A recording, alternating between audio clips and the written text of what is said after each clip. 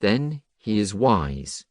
He possesses wisdom regarding rise and disappearance that is noble and penetrative, and leads to the complete destruction of suffering.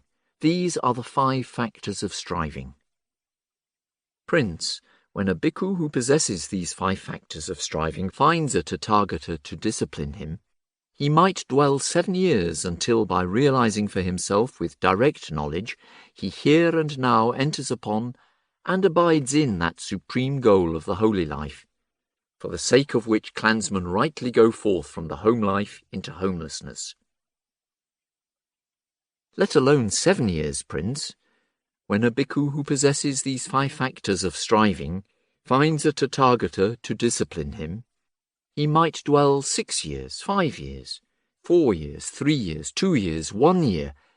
Let alone 1 year, Prince, he might dwell 7 months, 6 months, 5 months, 4 months, 3 months, 2 months, 1 month, half a month. Let alone half a month, Prince, he might dwell 7 days and nights, 6 days and nights, 5 days and nights, 4 days and nights, 3 days and nights, 2 days and nights, 1 day and night. Let alone 1 day and night, Prince, when a bhikkhu who possesses these 5 factors of striving finds a Tathagata to discipline him, then being instructed in the evening, he might arrive at distinction in the morning. Being instructed in the morning, he might arrive at distinction in the evening. When this was said, Prince Bodhi said to the Blessed One, "O the Buddha! O the Dhamma! O how well proclaimed is the Dhamma! For one instructed in the evening might arrive at distinction in the morning, and one instructed in the morning might arrive at distinction in the evening." When this was said, the Brahmin student Sanjikāputta said to Prince Bodhi, "Master Bodhi says, 'O the Buddha, O the Dhamma, O how well proclaimed is the Dhamma.' But he does not say, 'I go to Master Gotama for refuge, and to the Dhamma, and to the Sangha of bhikkhus.' Do not say that, my dear Sanjikāputta. Do not say that. I have heard and learned this from my mother's lips. There was an occasion when the Blessed One was living at Kosambi in Gosita's park. Then my mother, who was pregnant, went to the Blessed One, and after paying homage to him, she sat down at one side and said to him, 'Venerable Sir, the prince or princess in my womb, whichever it may be, goes to the Blessed One for refuge, and to the Dhamma, and to the Sangha of bhikkhus. Let the Blessed One remember the child as a lay follower who has gone to him for refuge for life.' There was also an occasion when the Blessed One was living here in the country of the Bhagas at Sung Sumaragira in the Besakala Grove, the deer park. Then my nurse, carrying me on her hip, went to the Blessed One, and after paying homage to him, she stood at one side and said to him, 'Venerable Sir, this Prince Bodhi goes to the Blessed One for refuge, and to the Dhamma, and to the Sangha of bhikkhus. Let the Blessed One remember him as a lay follower who has gone to him for refuge for life.'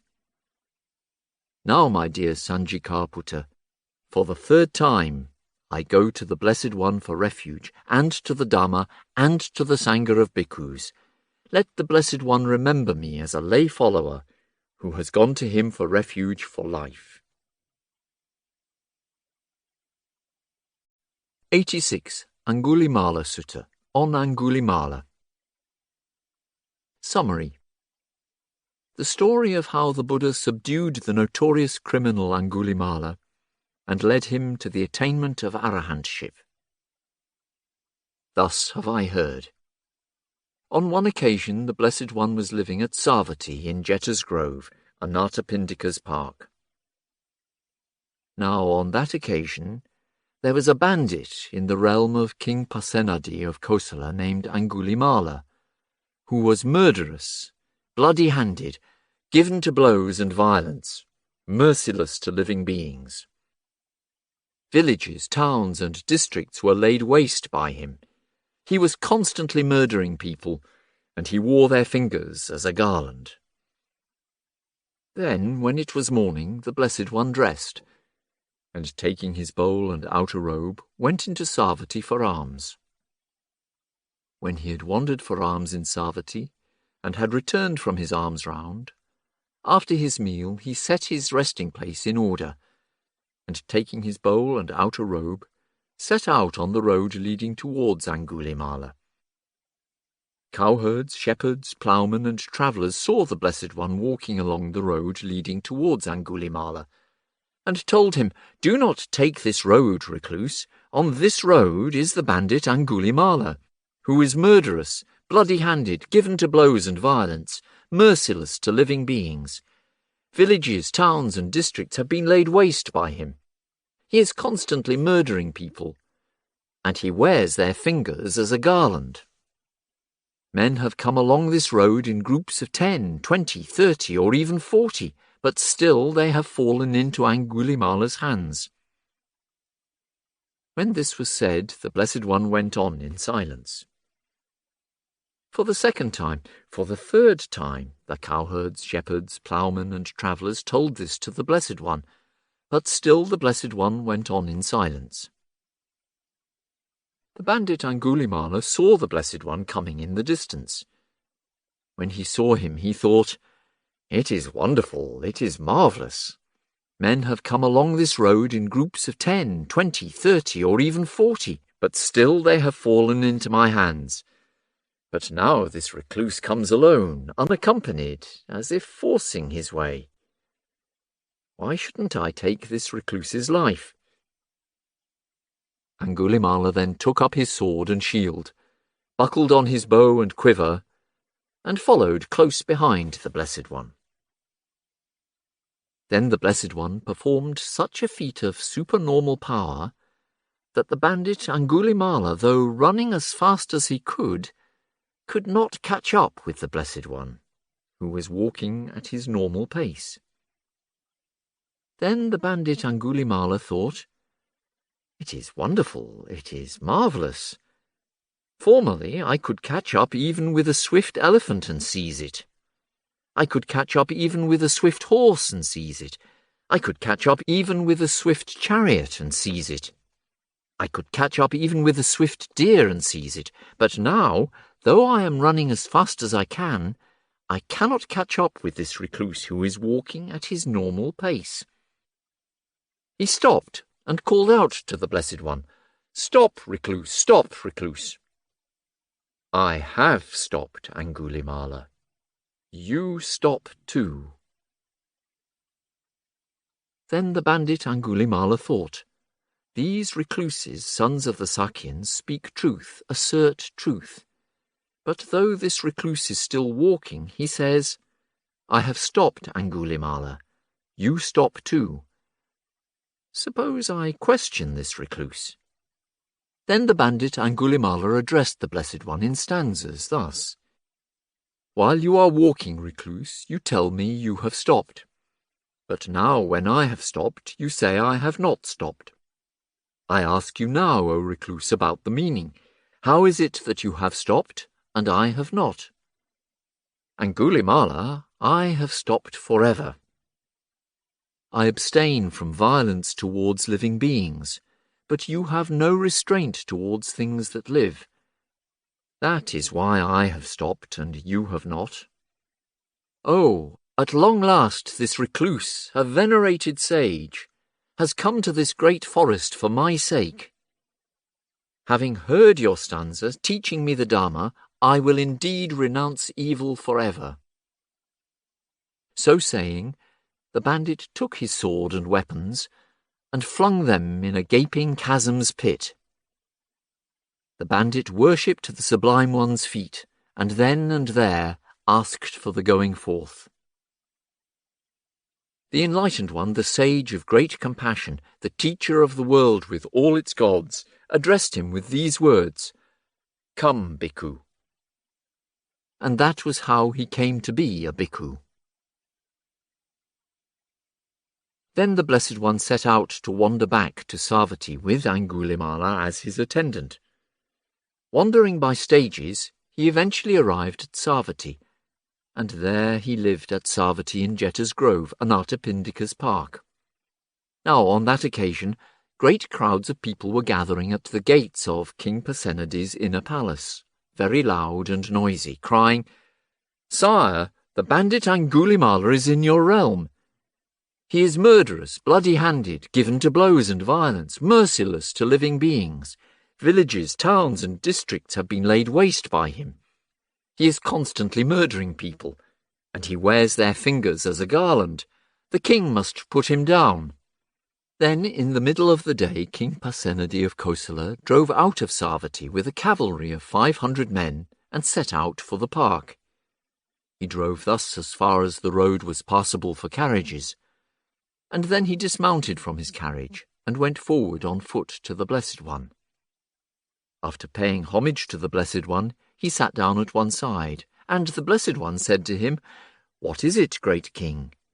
Is King Senir Bimbisara of Magadha attacking you, or the Lichavis of Vesali, or other hostile kings?" "Venerable sir, King Senir Bimbisara of Magadha is not attacking me, nor are the Lichavis of Vesali, nor are other hostile kings. But there is a bandit in my realm named Angulimala, who is murderous, bloody-handed, given to blows and violence, merciless to living beings. Villages, towns, and districts have been laid waste by him. He is constantly murdering people, and he wears their fingers as a garland. I shall put him down, venerable sir." "Great king, suppose you were to see that Angulimala had shaved off his hair and beard, put on the yellow robe, and gone forth from the home life into homelessness, that he was abstaining from killing living beings, from taking what is not given, and from false speech, that he was eating only one meal a day, and was celibate, virtuous, of good character.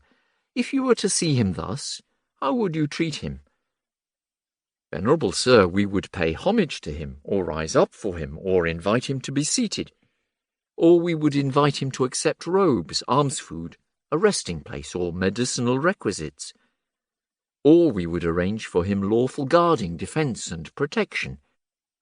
But, venerable sir, how could such an immoral man, one of evil character, ever have such virtue and restraint?" Now on that occasion, the venerable Angulimala was sitting not far from the Blessed One. Then the Blessed One extended his right arm and said to King Pasenadi of Kosala, "Great king, this is Angulimala."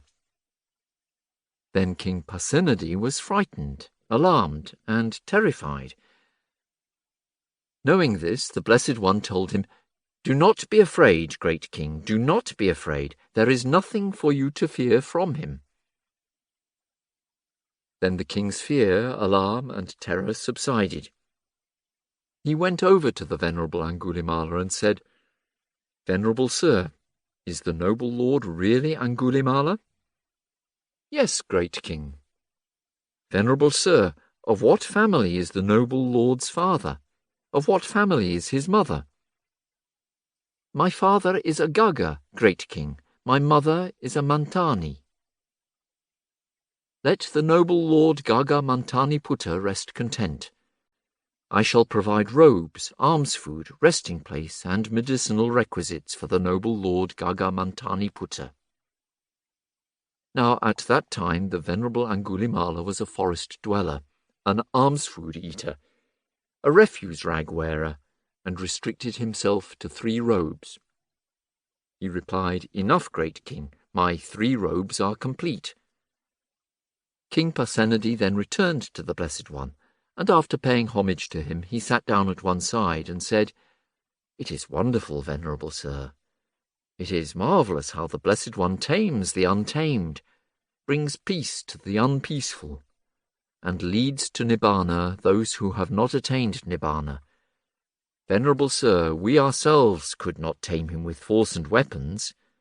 Yet the Blessed One has tamed him without force or weapons, and now, venerable sir, we depart. We are busy and have much to do. You may go, great king, at your own convenience." Then King Pasenadi of Kosala arose from his seat And after paying homage to the Blessed One, keeping him on his right, he departed. Then, when it was morning, the Venerable Angulimala dressed, and taking his bowl and outer robe, went into Savatthi for alms. As he was wandering for alms from house to house in Savatthi, he saw a certain woman in difficult labour, in painful labour. When he saw this, he thought, "How beings are afflicted! Indeed, how beings are afflicted!" When he had wandered for alms in Savatthi and had returned from his alms round, after his meal he went to the Blessed One, and after paying homage to him, he sat down at one side and said, "Venerable Sir, in the morning I dressed, and taking my bowl and outer robe, went into Savatthi for alms. As I was wandering for alms from house to house in Savatthi, I saw a certain woman in difficult labour, in painful labour. When I saw that, I thought, how beings are afflicted! Indeed, how beings are afflicted! In that case, Angulimala, go into Savatthi and say to that woman, 'Sister, since I was born, I do not recall that I have ever intentionally deprived a living being of life. By this truth may you be well, and may your infant be well.' Venerable Sir, wouldn't I be telling a deliberate lie? For I have intentionally deprived many living beings of life. Then, Angulimala, go into Savatthi and say to that woman, 'Sister, since I was born with the noble birth, I do not recall that I have ever intentionally deprived a living being of life. By this truth may you be well, and may your infant be well.' 'Yes, Venerable Sir,' the Venerable Angulimala replied, and having gone into Savatthi, he told that woman, 'Sister, since I was born with the noble birth, I do not recall that I have ever intentionally deprived a living being of life. By this truth may you be well, and may your infant be well.' Then the woman and the infant became well.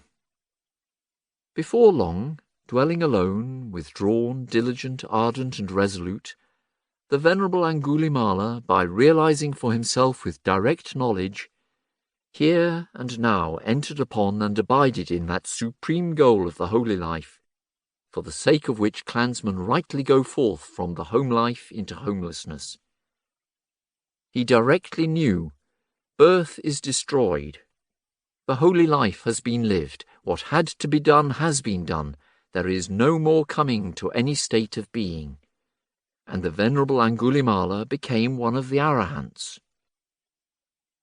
Then, when it was morning, the Venerable Angulimala dressed, and taking his bowl and outer robe, went into Savatthi for alms. Now, on that occasion, someone threw a clod, and hit Venerable Angulimala's body. Someone else threw a stick and hit his body, and someone else threw a potsherd and hit his body. Then, with blood running from his cut head, with his bowl broken, and with his outer robe torn, the Venerable Angulimala went to the Blessed One. The Blessed One saw him coming in the distance and told him, "Bear it, Brahmin, bear it, Brahmin. You are experiencing here and now the result of deeds because of which you might have been tortured in hell for many years, for many hundreds of years, for many thousands of years." Then, while the Venerable Angulimala was alone in retreat, experiencing the bliss of deliverance, he uttered this exclamation, "Who once did live in negligence, and then is negligent no more, he illuminates this world like the moon freed from a cloud.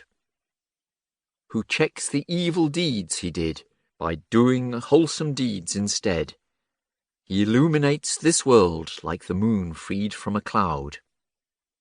The youthful bhikkhu who devotes his efforts to the Buddha's teaching, he illuminates this world like the moon freed from a cloud. Let my enemies hear discourse on the Dhamma. Let them be devoted to the Buddha's teaching. Let my enemies wait on those good people who lead others to accept the Dhamma. Let my enemies give ear from time to time, and hear the Dhamma of those who preach forbearance. of those who speak as well in praise of kindness, and let them follow up with kind deeds.